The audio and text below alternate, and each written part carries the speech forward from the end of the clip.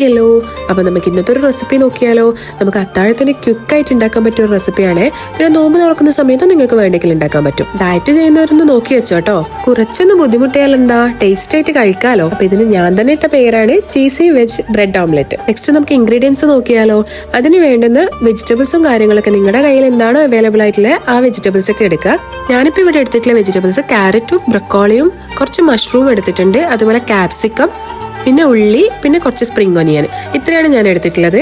ഒരു പാൻ അടുപ്പത്ത് വെച്ച് അതൊന്ന് ചൂടാകുമ്പോൾ കുറച്ച് ബട്ടർ ഇട്ട് കൊടുക്കുക. വെയിറ്റ് ലോസ് ചെയ്യുന്ന ആൾക്കാർ ബട്ടർ, ഒലിവ് ഓയിൽ അല്ലെങ്കിൽ കുറച്ച് കോക്കനട്ട് ഓയിൽ, ഇതിൽ നിന്ന് ഏതെങ്കിലും ആണ് കേട്ടോ യൂസ് ചെയ്യേണ്ടത്. നമ്മുടെ പാം ഓയിൽ യൂസ് ചെയ്യാൻ പാടില്ലേ. അല്ലാത്തവർ ഏത് ഓയിൽ എടുത്താലും കുഴപ്പമില്ല. നെക്സ്റ്റ് നമ്മുടെ വെജീസ് ഒക്കെ അതിൽ ഇട്ട് കൊടുത്ത് നന്നായിട്ടൊന്ന് സോട്ട് ചെയ്തെടുക്കുക. ഈ മഷ്റൂം ഇഷ്ടമില്ലാത്ത ആൾക്കാർ പനീറോ അങ്ങനെ എന്തെങ്കിലും എടുത്താൽ മതിയേ. അതും ഇഷ്ടമില്ലാത്ത ആൾക്കാർ ഒന്നിക്കിൽ ചിക്കന് അല്ലെങ്കിൽ വെജിറ്റബിൾസ് മാത്രം. ഞാൻ പറഞ്ഞല്ലോ, നമുക്ക് എങ്ങനെയാണ് കഴിക്കാൻ പറ്റുക ആ ഒരു രീതിയിലേക്കാണ് നമ്മുടെ ഫുഡ് റെസിപ്പീസ് ഒക്കെ മാറ്റേണ്ടത്. അതുപോലെ വെജിറ്റബിൾസ് തിന്നാൻ മടിയുള്ള കുറച്ച് ആൾക്കാരില്ലേ, അതായത് ചെറിയ കുട്ടികൾ, അവർക്കൊക്കെ പറ്റിയ നല്ല റെസിപ്പിയാണ് ഇത്. ചീസൊക്കെ ആഡ് ചെയ്യുന്നതുകൊണ്ട് തന്നെ നല്ല ടേസ്റ്റ് ഉണ്ട്. അപ്പൊ എല്ലാവരും ഒന്ന് ട്രൈ ചെയ്ത് നോക്കുക. ട്രൈ ചെയ്തിട്ട് ഫീഡ്ബാക്കും കൂടി അറിയിക്കണേ കമന്റ് ആയിട്ട്. വെജിറ്റബിൾസ് ഒക്കെ നന്നായിട്ട് വെന്ത് വരുന്നവരെ ഒന്ന് വെയിറ്റ് ചെയ്യാം. നെക്സ്റ്റ് കുറച്ച് ഉപ്പ് ചേർത്ത് കൊടുക്കാം. കുറച്ച് ചേർത്താൽ മതിയെ, കാരണം നമ്മൾ എഗ്ഗിൽ എന്തായാലും ഉപ്പും കുരുമുളകൊക്കെ ചേർക്കുന്നുണ്ട്. അപ്പോൾ കുറച്ച് കുരുമുളകും കൂടി ആ ഒരു മസാലയിലേക്ക് ആഡ് ചെയ്ത് കൊടുക്കുക. എന്നിട്ട് 2 എഗ്ഗ് എടുത്തിട്ട് ബീറ്റ് ചെയ്യുക. ഇതിലേക്ക് 3 എഗ്ഗ് വേണം, പക്ഷെ ഞാൻ ഇവിടെ 2 എഗ്ഗ് എടുത്തിട്ടുള്ളൂ. അതിലേക്ക് കുറച്ച് ഉപ്പ് ഇടുക, കുറച്ച് പെപ്പർ പൗഡറും. ഞാൻ ഇടുന്ന റെസിപ്പിയിലൊക്കെ നിങ്ങൾ ശ്രദ്ധിച്ചിട്ടൊന്നും അറിയില്ല, ഞാൻ കൂടുതൽ യൂസ് ചെയ്യുന്ന ഹിമാലയൻ പിങ്ക് സോൾട്ട് ആണ്. അതല്ലെങ്കിൽ നമ്മൾ റോക്ക് സോൾട്ട്, അതായത് നമ്മുടെ കല്ലുപ്പ്. ഇതാണ് നമ്മൾ ഫുഡിൽ ഏറ്റവും കൂടുതൽ യൂസ് ചെയ്യുന്നത് നല്ലത്. എല്ലാവർക്കും, ഡയറ്റിൽ മാത്രമല്ല എല്ലാവർക്കും യൂസ് ചെയ്യുന്ന ഇതാണ് നല്ലത്. പൊടിയുപ്പ് അത്ര നല്ലതല്ല എന്നാണ് ഞാൻ കേട്ടിട്ടുള്ളത്. നമ്മുടെ പഞ്ചസാര ഒഴിവാക്കുന്നത് പോലെ തന്നെ ഉപ്പും കുറച്ച് കുറക്കുന്നത് നല്ലതാണ് വെയിറ്റ് ലോസ് ചെയ്യുന്ന സമയത്ത്. അങ്ങനെ ബീറ്റ് ചെയ്ത എഗ്ഗ് എടുത്തിട്ട് നമുക്ക് ഈ ഒരു വെജിറ്റബിൾസിലേക്ക് ഒഴിച്ചു കൊടുക്കാം. നിങ്ങൾക്ക് വേണ്ടെങ്കിൽ ആ ഒരു സോട്ട് ചെയ്ത വെജിറ്റബിൾസ് എഗ്ഗിലേക്ക് മിക്സ് ചെയ്തിട്ട് അങ്ങനെ ഒഴിക്കാം. അല്ലാതെ ഈ ഒരു വെജിറ്റബിൾസിന്റെ മുകളിലേക്ക് എഗ്ഗ് ഒഴിച്ചാലും മതി. ഒരു ഓംലെറ്റിന്റെ പരുവത്തിലേക്ക് മാറ്റിയെടുക്കണം എന്ന് മാത്രമേ ഉള്ളൂ.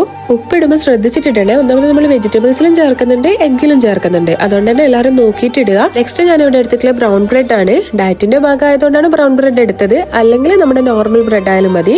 ഒറ്റൊന്നേ എടുത്തിട്ടുള്ളൂ. അങ്ങനെ ആ ബ്രെഡ് ഒന്ന് നടുക്കോട്ട് വെച്ചു കൊടുത്തിട്ട് ആ ഓംലെറ്റിനെ ഒന്ന് ബ്രെഡിൽ പൊതിഞ്ഞെടുക്കണം. ഞാനിവിടെ ഒരു ചെറിയ പീസ് ചീസാണ് എടുത്തിട്ടുള്ളൂ. നിങ്ങൾക്ക് വേണ്ടെങ്കിൽ മുഴുവനായിട്ട് എടുക്കാം.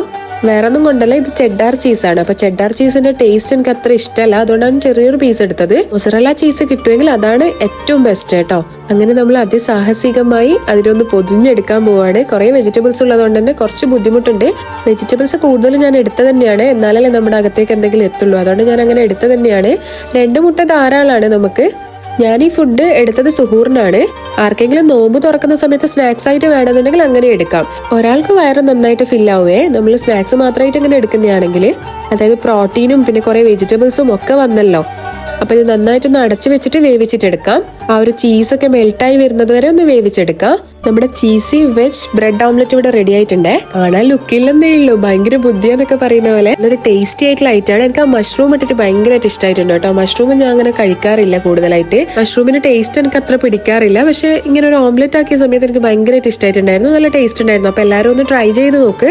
ക്വിക്കായിട്ട് ഉണ്ടാക്കാൻ പറ്റിയ ഒരു ഐറ്റാണ് ഇത്.